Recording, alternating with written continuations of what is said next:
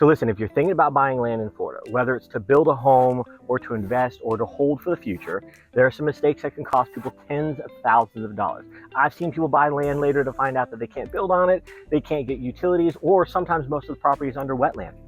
And by the time they figure this out, it is too late. So in this video, I'm going to walk through the 10 mistakes people make when buying land in Florida. And if you avoid these, you can save yourself a lot of money and a ton of stress. Hey there, if you're new to the channel, you want to learn everything there is to know about living in New Smyrna Beach and surrounding areas like Ormond Beach, Daytona Beach Shores, Ponce Inlet, Port Orange, or Edgewater, then you have come to the right place. Hey there, my name is Matt Ecoff. I'm a local real estate expert, but I'm also a land acquisition specialist here in Central Florida. And I personally have acreage ranging from 10 acres all the way up to 40 acres across the region. I'm joined by my beautiful wife, Rachel Ecoff. We're both real estate experts here to share everything from the best neighborhoods to the hottest spots around town. Listen, we get phone calls, emails, text messages, Zoom invites every day from people just like you wanting to move to the beach. We'll find out about real estate needs. So whether it's 2 days, 20 days, or 200 days, please don't hesitate to reach out. We'd love to help you move to the beach. Please make sure you hit the like button and subscribe to get all the updates and notifications about New Smyrna Beach and surrounding areas.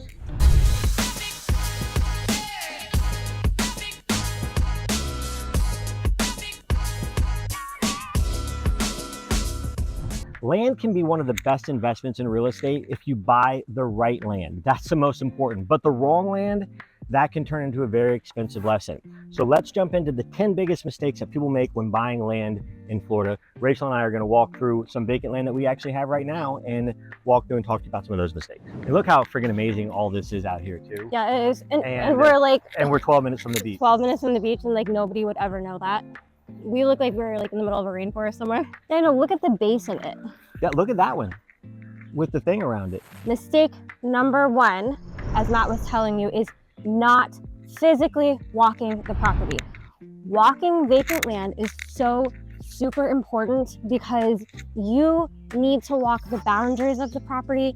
You need to see the elevation of the land firsthand, because there are some huge things that if you don't walk the property, you're not gonna notice. You're gonna miss things like standing water, the different dips in the elevation that you can't necessarily just see on a map. They're not always that accurate.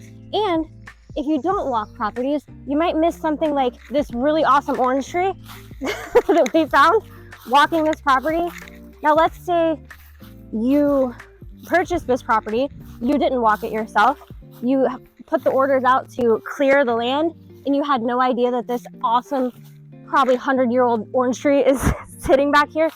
I guarantee you would have wanted to save this. I want to save it.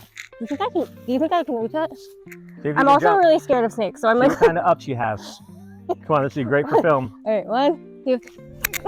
Oh my Almost. Gosh. Really close. All right, I'm gonna try one more time. Oh, I was so close. Oh, anyway. Here, trade me. So please keep this in, by the way. Look at that Baghdad. Smells fantastic. Does it smell good? Yes. Wild oranges. Yep, peel it right from the top. Fantastic. Another thing that you wouldn't know about where we are walking this vacant land is that we're only 12 minutes away from the beach. It looks like we're walking through a national forest or a rainforest with animals and things. Like, this property is incredible, and we're really only 12 minutes away from New Smyrna beachside. So if you're looking for vacant land to build on, we definitely have what you're looking for. If you know that it's gonna rain that week, please come back and look at the land after it rains, because that's when you're starting to see pools of water on the ground, or if it's, you know, poorly elevated, because all of those things are going to impact cost when you are building on your vacant land. Things like bringing in more dirt to elevate the property if it needs it. Like, so mistake number one, easily and probably the most important, is not physically walking the property. You miss out on things like this. All right, so mistake number 2 is not checking for flood zones. Now, I love talking about flood zones. You guys know how often I talk about them. This is super important. So flood zones are going to determine whether you can build on the property. It's going to determine the insurance cost. It's going to determine the long-term property value. So FEMA flood zone maps will show you zones like X zone or X500, which is great. This is probably mostly going to be X500. Actually, I know in fact that it is, because it's 5 acres and 2 of it is, or 2.5 of it is flood X zone X500, which means it has extra covering, but it's high and dry. Then you have flood zones like DE and AE and VE, which are coastal, or wet. So we're always going to check on our flood zones because that's going to determine a lot. All right, so buying land in the wrong flood zone doesn't mean that you can't build. It just can change the entire cost structure of the project. I wonder how old that orange tree is. I mean, look how freaking tall that thing is. It's like 100 years old, Matt. That's so tall. They don't get that big. But it does have it looks fake. Doesn't it look freaking fake? And for it to be producing fruit that's like good and not like sour. Yeah, those oranges are awesome. They're not sour. I don't understand. Like, this property is freaking cool. Maybe my parents should buy this property and then just like build something. They'd still be close. The property is cheap. It's all this weird stuff that my dad would want, right? All right, so mistake number 3 is not checking for wetlands. Now, this surprises people all the time. In Florida, a property could be 10 acres, but in fact, only 3 or 4 of those acres could be buildable. The rest could be wetlands, and wetlands are protected. So this property, for example, this is 5 acres that we're on. It is under $300,000 for 5 acres, but you can see it says wetland delineation, which means that the soil is going to be checked and to see where they can build and where they can't build on this property. Because you could see a 5-acre property with potential waterfront, but what if you don't have that waterfront? What if you can't build where you can actually see that waterfront? Or what if some of the trees that are up there blocking the waterfront are protected? These are things that you need to know. So number 3 is not checking for wetlands and getting verification on it. All right, so mistake number 4 is not checking the zoning. Now this is important also, because just because the land is vacant doesn't mean that you can build whatever you want on it, okay? Zoning determines things like residential versus agriculture, the minimum lot size that you have to have for the property itself, what types of buildings are permitted to be allowed on this, and then also whether animals are permitted or not. So these are things that are super important to understand, because some land might be zoned agriculture, but it requires 10 acres minimum to build a home. And you got to know the differences between that kind of stuff. Others can allow 1 home per parcel. So zoning can change everything. So number 4, mistake number 4, not checking the zoning, super important to pay attention to that.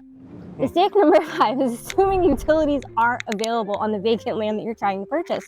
Out here on this vacant land, there is utilities that are already working for the property. It's going to have electricity, sewer, water already, and the city already has trash and all of that that's coming out here. You need to always verify that you have electricity access, internet availability in that area if you need internet. Also, you need to check into, is it sewer versus septic?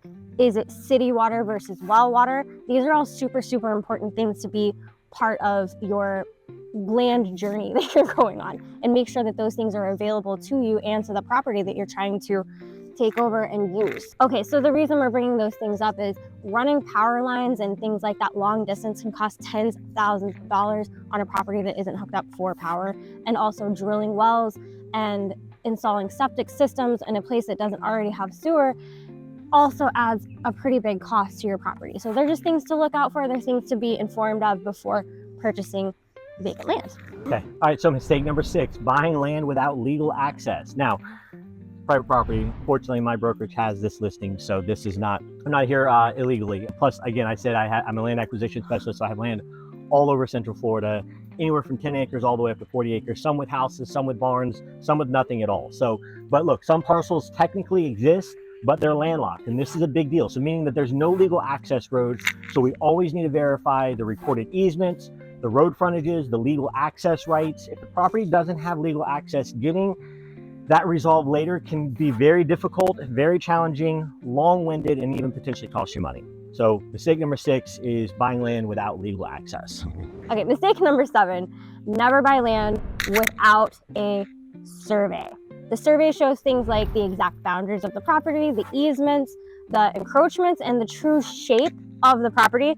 Survey flag right here. This is part of the survey. And a survey will remove that uncertainty, about, I don't know how far back the property goes, or I don't know if it's on this person's land or that person's land, or where the access points are. Surveys are super, super important, and it will really help not cause a bunch of headaches later on down the road. All right, so mistake number 8, not testing the soil for septic. So listen, if the property is not city sewer, you're likely going to need septic. And that means you must pass percolation testing. Okay, this is important. So if the soil doesn't drain properly, installing septic may not even be a possibility. So now you got all this land and you got nothing to do with it. So, which means that you might not be able to build a home if you haven't done that testing and you can't install septic. So mistake number 8, not testing the soil for septic availability. There's like all this moss on it. Oh, and there's a giant spider. You just made me walk into the scariest spider in the world. Mistake number 9. Standing on a palm tree. Standing on a crooked palm tree. Mistake number 9. Mistake number 9 is listening to your husband and him saying, "Oh, go stand on this cool palm tree." I'm about to fall off of it, but mistake number 9 is overpaying for the land. Land pricing can be extremely different from residential home pricing. So it's different in the way that we usually price it. Instead of per square foot, it is evaluated by like price per acre, location, utilities, access, the developmental potential of the land, and its zoning. So 2 properties that look like identical online are going to have very dramatically different values depending on those factors that I just listed. Sorry, I'm so nervous that I'm going to fall off of this tree. Look at this skill though. So basically, number 9, overpaying for your land is a potential factor. So you want to know all the facts about that land, and you want somebody representing you that really understands land acquisition and understands what you are getting into, what you're trying to do with that land as well. That's going to help understand the pricing and whether or not you're getting a good deal, because there's some great deals in Florida. There's some things that look like good deals that really aren't. This property that we're on though is a pretty smoking deal because it is lakefront property and it is gorgeous back here. But I'm going to hop down off this tree that I'm currently surfing on. All right, so mistake number 10 is not understanding holding costs. Now listen, buyers assume that land has no carry cost. That's actually completely inaccurate. It's not always true. There are still expenses like property taxes, clearing the land, maintaining access roads if that's something that that the community takes part in, and then opportunity costs for holding the land. So not knowing the holding cost for land can cost you tens of thousands of dollars. It can be a great investment, but if you don't understand the holding costs, this can be a problem. All right, so listen, land is one of those few real estate assets that they're not making any more of. Okay, the Lord is not making any more land, but buying land requires more due diligence than buying a house. Okay, it is not nearly as simple. If you take the time to research these things before you buy, you'll avoid most of the mistakes that people make. And if you're thinking about buying acreage anywhere in Central Florida or coastal Volusia County, feel free to reach out. Whether you're looking for land to build on, investment acreage, a tear down opportunity where you tear down an old home and you build something new up on it, or large parcels like 10 to 40 acres that I currently have listed, I'd be happy to help you explore those options. And if you found this helpful, make sure that you hit the subscribe button and the like button, and so you get all the notifications and updates about Smyrna Beach and surrounding areas have to offer, because we get phone calls, emails, text messages, and Zoom invites every day from people just like you wanting to move to the beach or buy vacant land. So whether it's 2 days, 20 days, or 200 days, don't hesitate to reach out. We'd love to help you move to the beach. Until next time, thanks for joining us. Oh. That was way farther than it looked. It was way farther. Way farther than it looked. Oh my gosh, good job. I was a pro baseball player before selling real estate. No, he wasn't.